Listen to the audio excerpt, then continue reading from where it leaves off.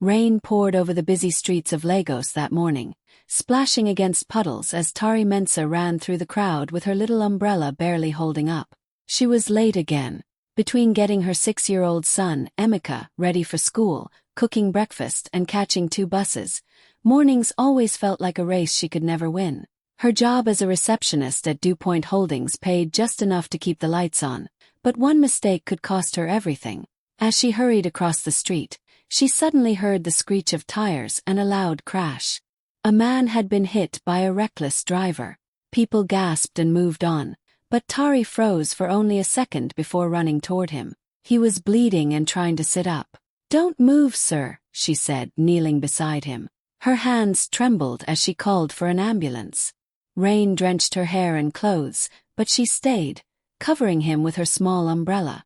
When the ambulance finally came, she helped lift him in and whispered, "You'll be okay." By the time she reached the office, she was completely soaked, hair dripping, clothes clinging, shoes squeaking on the floor. Mrs. Adejua, her boss, looked up from her desk and frowned. "You're late again, Tari. I've had enough. Pack your things." Tari tried to explain, her voice shaky. "Ma, please, there was an accident. I stopped to help a man." "I don't want to hear excuses," Adejua snapped. "You're done here." For a moment Tari just stood there, heart pounding, the sound of rain echoing in her ears. Then she nodded slowly, walked to her small desk, and picked up her purse. Her co-workers avoided her eyes. Outside, she stepped back into the rain, tears mixing with the raindrops on her face. She had done the right thing, but somehow it still felt like she had lost everything. Nathan Cairo opened his eyes slowly to the soft beeping of hospital machines and the faint smell of disinfectant. His head throbbed, and for a moment, he couldn't remember what had happened. Then flashes came back, the screech of tires, the rain, and a woman's trembling voice saying, "You'll be okay." He turned his head weakly and saw his assistant, Leo, sitting beside his bed with a worried look. "Sir, you're awake," Leo said, standing quickly. "You've been unconscious for almost a day. The doctors said you were lucky." Nathan's voice was hoarse. "The woman, where is she? The one who helped me?" Leo shook his head. "She didn't leave her name, sir. She stayed until the ambulance came, then disappeared before we could thank her." Nathan stared at the ceiling for a long moment, trying to remember her face. All he could see were her kind eyes and the sound of her voice through the rain. "She gave me her umbrella," he murmured, half smiling. "Even when she was getting drenched herself. She must have been an angel," Leo said lightly, trying to lift the mood.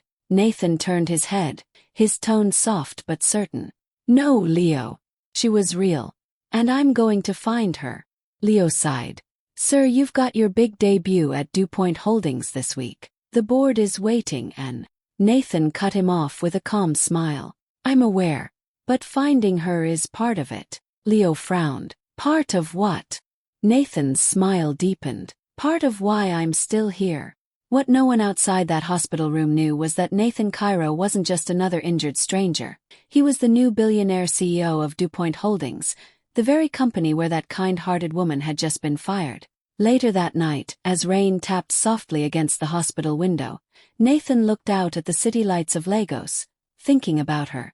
He imagined her walking home, cold and wet, probably unaware that her small act of kindness had changed the course of his life. He whispered to himself, "You didn't even tell me your name, but I'll find you."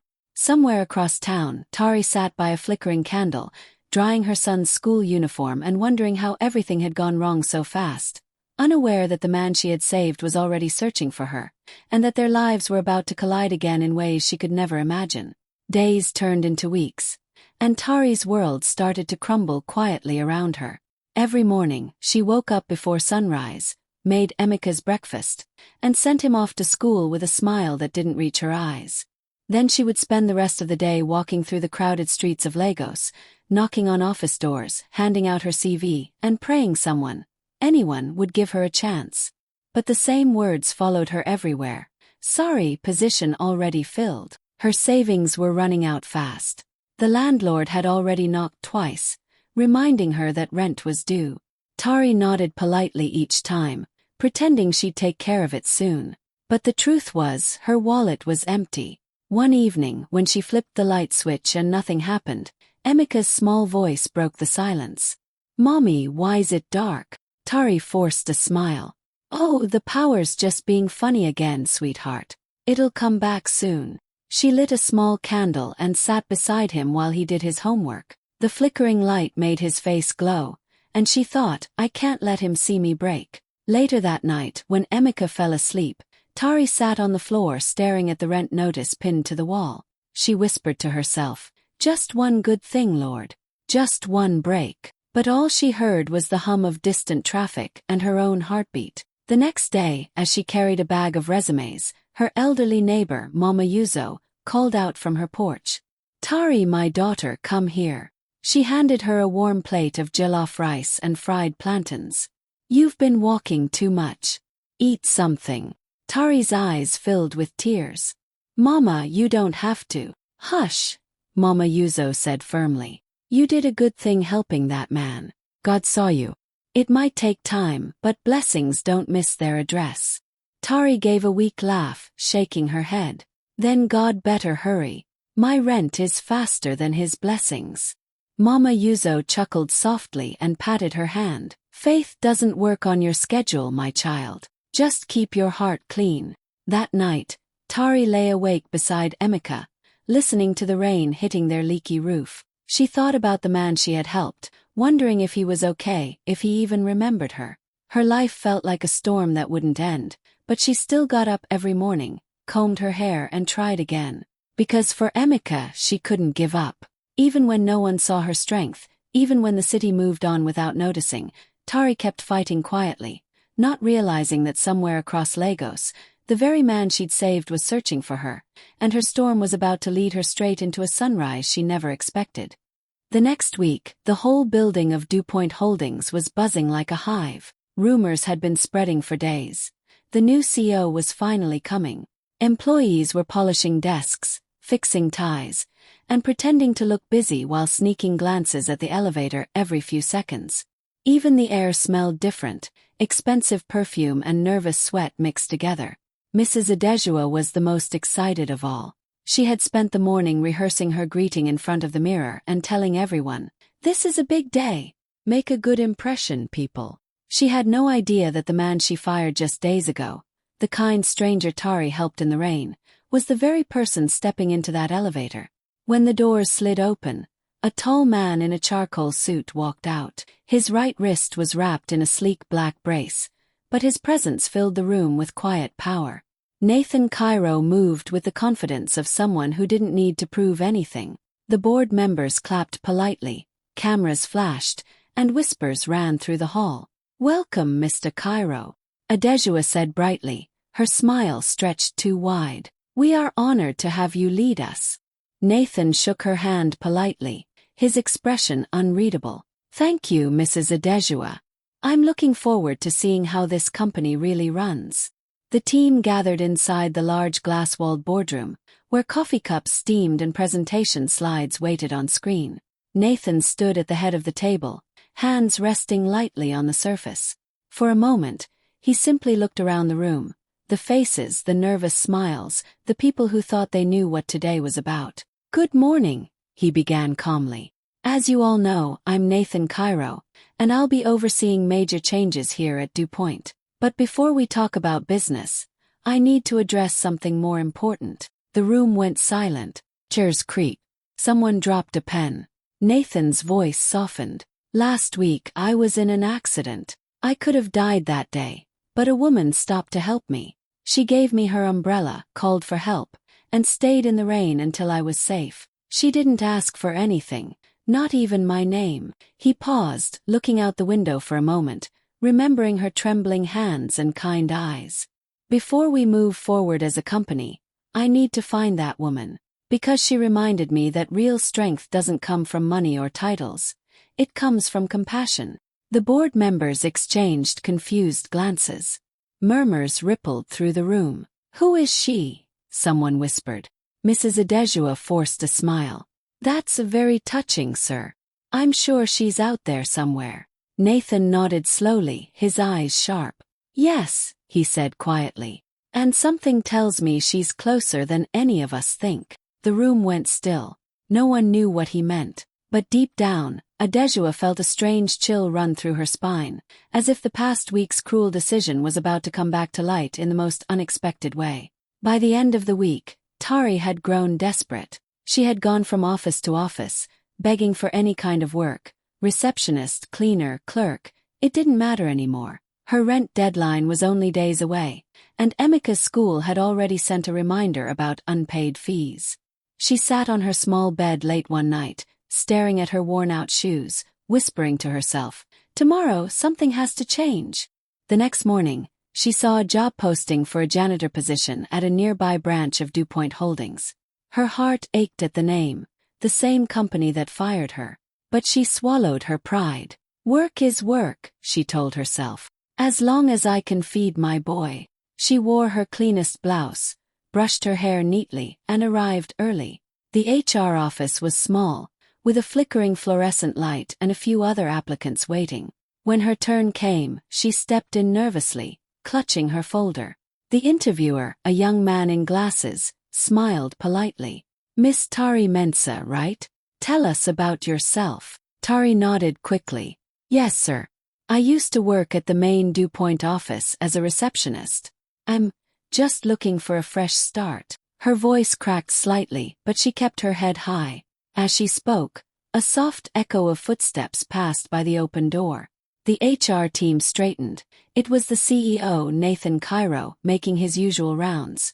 He was discussing something with his assistant when he suddenly stopped mid-sentence. His expression changed. He had heard that voice before. He turned slowly toward the interview room, his eyes narrowing as memories of rain and chaos flashed in his mind. He stepped closer, his tone low but certain. "You!" Tari froze, confused. She looked up, and there he was, standing in the doorway in his tailored suit, looking directly at her. "Sir, I'm sorry," she stammered, standing quickly. "I didn't mean to interrupt anything." But Nathan raised a hand gently, a warm smile breaking across his face. "You're the woman who stopped for me in the rain." The room went silent. Every HR staff member stared, mouths slightly open. Tari's heart pounded. You were the man in the accident." Nathan nodded. "Yes. You saved my life." "I didn't, I just did what anyone would do," she said softly, still shaking. "Not everyone would," he replied. "You stayed when everyone else walked away." He turned to the HR manager and said calmly, "Cancel all the other interviews." The manager blinked. "Sir." Nathan smiled, eyes still on Tari. "I found who I was looking for." Tari stood speechless, tears welling in her eyes. Just days ago, she'd been begging for a second chance. And now, the very man she helped was standing before her, offering her one. It felt like the universe had finally remembered her name. When Nathan offered Tari a job, she could hardly believe her ears. "Executive assistant," she repeated softly, thinking she'd misheard. She had come in for a janitor position, and now the new CEO himself was standing in front of her, smiling like she belonged in his office. "Yes," Nathan said gently. "You helped me when I was at my lowest. I trust you'll help me lead just as selflessly." Tari blinked back tears, whispering, "Thank you, sir. I won't let you down." And she didn't. From her first day, Tari threw herself into the work. She stayed late, studied files she didn't understand yet, and asked questions until she learned. She organized Nathan's meetings, prepared reports, even reminded him to take his medication for his injured wrist. The more she worked, the more she surprised everyone, including herself. But not everyone was happy. Mrs. Adejua could barely hide her bitterness when she saw Tari walking confidently through the hallways, wearing a new ID badge that said Executive Assistant to the CEO. She would whisper to others near the water cooler, "I'm telling you, that woman must have done something to get that job. No one gets that lucky." The rumor spread quickly, that she was Nathan's special friend, that she had manipulated him. But Tari ignored them. Every morning, she came to work with quiet determination, dressed neatly, her head held high. She didn't have time for gossip. She had a son to feed and a new life to build. Nathan noticed it all. He saw the way she stayed calm even when people whispered behind her back. He saw the small, kind gestures, bringing coffee for the security guards, helping new interns settle in, never once showing pride or anger. One afternoon, as they worked late in his office, Nathan was struggling with his therapy exercises. His hand trembled slightly as he tried to lift a stress ball. Tari stepped closer. "You're holding it too tightly," she said softly. "Here, let me help." Their hands brushed for a moment, and Nathan looked up at her. "You always know what to do," he said quietly. She smiled faintly. "Maybe because I've been through storms too, sir. I just learned to keep walking." He nodded, eyes thoughtful. "That's what I admire about you, Tari. You didn't just save my life that day. You kept saving your own, every single day since." From then on, the tone in the office began to change. People started to notice how skilled Tari was, how organized, patient, and sharp she'd become. The same co-workers who once whispered now came to her for help. And Nathan, he had begun to look at her differently, not as an employee, not even as his savior, but as someone who understood strength in its quietest form. She was no longer the woman standing in the rain. She was standing beside him, steady, capable, and shining in her own right. Jealousy had a way of eating people from the inside, and for Mrs. Adejua, it was burning like fire. Every time she saw Tari walking confidently through the halls of DuPont, she clenched her jaw. The same woman she'd fired, the same woman she'd humiliated in front of the entire office, was now sitting beside the CEO, attending meetings, making decisions, and earning the respect she once enjoyed. It made her furious. One afternoon, Adejua sat alone in her office, staring at her computer screen. "She's not smarter than me," she whispered to herself. "She just got lucky." Her eyes flickered with a dark idea. "Let's see how long her luck lasts." That night, when most employees had gone home, Adejua sneaked into Tari's office. She slipped a few printed documents into a folder on Tari's desk, fake company reports and leaked financial summaries that made it look like Tari had been sharing private information with competitors. She smiled to herself, whispering, "Let's see if the CEO still adores you after this." The next morning everything went wrong. 2 security guards entered Tari's office while she was answering emails. "Ma'am, please come with us," one said. Tari looked confused. "Is something wrong?" The HR head walked in, holding the folder Adejua had planted. "These were found on your desk. Sensitive documents. Do you know anything about them?" Tari's face went pale. No, that's not mine. I've never even seen those." But no one listened. Within minutes, whispers filled the hallways. Staff members peeked from their cubicles as Tari was escorted out of the building. Tears streamed down her face as she tried to understand what was happening. Just as she reached the exit, Nathan stepped out of the elevator. "What's going on here?" he demanded. Adejua quickly approached him, putting on her best innocent face. "Sir, I'm afraid your assistant has been caught with confidential files. We're handling it." Nathan frowned deeply. "Let me see." He opened the folder, scanning the papers. Something didn't feel right. "Who found these?" Adejua hesitated. "They were discovered during a routine check." But Nathan interrupted sharply. "A routine check that you ordered?" The room fell silent. Nathan's sharp gaze moved from her nervous face to the documents again. Then he noticed something small, a digital timestamp on one of the files showing they were printed from Adejua's login. His expression turned cold. "Get IT in here," he said firmly. "I want a full audit." Within an hour, the truth came out. Every file had been accessed and printed from Adejua's account. She had framed Tari. When Nathan walked back into the office, his voice was calm but heavy. "Mrs. Adejua," he said, "you're finished here." Her eyes widened. "Sir, please, save it," he snapped. "You tried to destroy an innocent woman out of jealousy. Security, escort her out." As Adejua was led away, the entire office stood frozen. Nathan then turned toward Tari, who stood near the door, still shaking, tears in her eyes. He took a step closer and said softly, loud enough for everyone to hear, "When you helped me, you didn't ask who I was. Now it's my turn not to forget who you are." The whole room went silent, then applause broke out. Tari covered her mouth, overwhelmed. In that moment, she realized something powerful. Even when the world tried to drag her down again, truth had found her side, and this time she wasn't standing alone. Nathan called Tari into his office one sunny morning, his voice calm but warm. She stood nervously, hands clasped, wondering if she'd done something wrong again. But instead of scolding her, Nathan smiled. "Tari," he began softly, "I've been thinking a lot about what you said, about wanting to give your son, Emeka, a better life." Tari looked up, confused. "Yes, sir," she asked. Nathan leaned forward, his tone full of sincerity. "I want to sponsor his education. Whatever school he wants to go to, I'll take care of it." Tari froze. Her eyes widened in disbelief. "Sir, you don't have to," she began, her voice trembling. But Nathan raised a hand gently. "I know I don't have to. I want to," he said. "You've done more for me than you realize. You didn't just help me heal, you reminded me what it means to live with purpose." Tears filled her eyes, but Nathan wasn't finished. "And there's more," he added with a smile. "I want you to lead our new corporate social responsibility department. You'll design programs to help single mothers, widows, people who've been where you once were. You turned your pain into strength, Tari. Now it's time to turn that strength into change."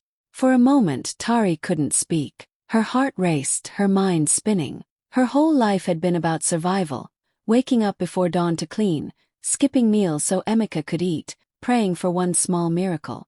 And now that miracle was standing right in front of her. But then she whispered, "Sir, I can't accept this out of pity." Nathan stood, walking closer. His voice softened, carrying both respect and emotion. "It's not pity," he said quietly. "It's partnership. You believed in me when I didn't believe in myself. Now it's my turn to believe in you." Something in Tari broke open, not from pain this time but from gratitude. She covered her face, tears streaming down, as Nathan gently placed a hand on her shoulder. "You saved a man's life that day," he said. "Now I want you to help save many more." Tari finally smiled through her tears. "Then let's do it," she whispered. And just like that, the janitor who once swept the company floors walked out of Nathan's office, not as an employee, but as a leader with a mission, ready to change lives the way hers had been changed. The ballroom shimmered with golden lights and soft music as DuPont's annual charity gala began. Everyone was dressed in elegance. Diamonds, tuxedos, and polished smiles filled the room. But in the middle of all that glitter, Tari stood quietly near the back, wearing a simple gown Nathan's assistant had helped her pick out. She still felt like she didn't belong among the rich and powerful. Nathan rolled onto the stage in his wheelchair, looking calm and confident. The room hushed immediately. Everyone knew the billionaire CEO rarely spoke at public events. He smiled at the crowd, then said, "Tonight isn't about me or DuPont. It's about the people who remind us what real strength looks like." Then, turning toward the audience, Nathan's voice softened. "Some months ago, I was lying on the ground after an accident, soaked in the rain, feeling helpless. Everyone drove past except one woman. She stopped. She helped. She saved my life." The audience murmured, curious. Tari's hands began to tremble. She already knew where this was going. Nathan looked toward her, his eyes warm. "That woman is standing here tonight," he said. "Please welcome my most trusted advisor, Tari." The entire hall turned as Tari froze in shock. People began clapping, slowly at first, then louder and louder until it became a thunderous standing ovation. Cameras flashed. Some people gasped, realizing it was her, the woman who had once been a janitor. Tari walked toward the stage with shaking hands and tears in her eyes. Nathan smiled proudly as she reached him. "You see," he said, his voice breaking slightly, "I was the billionaire lying on the ground that day, but she was the real hero standing in the storm." The crowd erupted again. Some executives wiped their eyes. Others stood in awe. Tari tried to hold back her tears, but when she saw Emeka in the front row, dressed in a tiny suit, grinning and clapping harder than anyone, she couldn't stop them. Nathan turned to her and whispered, "You didn't just change my life, Tari. You reminded me what it means to live with heart. Under the bright lights, with hundreds of people applauding and her son cheering proudly, Tari finally realized. She wasn't invisible anymore. The world finally saw her for who she truly was. Strong, brave, and worthy of everything she once thought she could never have. Months passed, and life finally began to shine for Tari. With Nathan's support, she started a foundation that helped single mothers find jobs, housing, and hope, the same things she once prayed for. Every day, women walked through those doors broken, and walked out believing in themselves again. Nathan made sure the foundation had everything it needed, but he always said, "Tari, this was your dream. I'm just here to help it grow." One sunny morning, Tari was in her small office, surrounded by papers and laughter from the women outside. She didn't hear the door open at first. When she finally looked up, Nathan was standing there. No wheelchair, no brace, just a gentle smile and a bouquet of white lilies in his hand. Tari blinked in surprise. "Nathan, what are you doing here?" she asked softly. He stepped closer and said, "You gave me a reason to live again, Tari." His voice trembled, full of emotion. "Now, I want to give you a reason to smile forever." Before she could speak, Emeka ran into the room, grinning from ear to ear. "Mommy," he shouted. "He's asking you. He's really asking you." Tari covered her mouth, laughing and crying all at once. Nathan knelt slightly, his eyes never leaving hers. "What do you say?" he whispered. She nodded through tears, unable to find the words. Nathan pulled her into a warm embrace as Emeka wrapped his little arms around both of them. Later that evening, someone took a photo of the three of them standing outside, the rain pouring gently around them, but this time they were all under one umbrella, smiling together. The same rain that once brought pain now washed away every trace of it, leaving behind nothing but love, hope, and a brand new beginning.